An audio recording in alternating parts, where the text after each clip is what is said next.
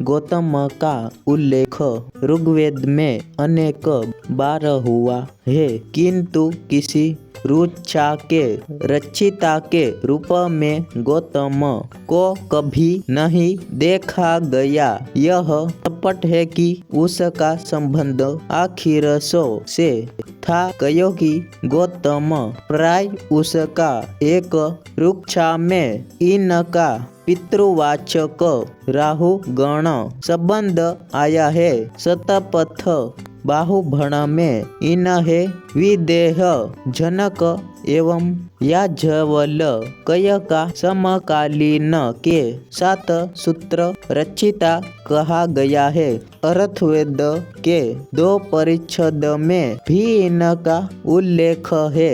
गौतम और अहिल्या की पौराणिक कथा प्रसिद्ध है।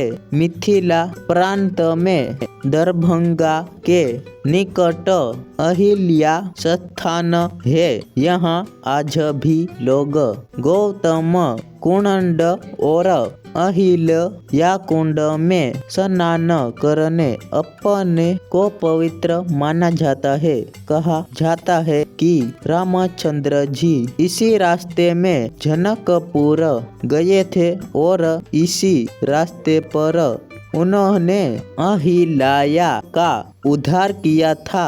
महर्षि गौतम की कठिन तप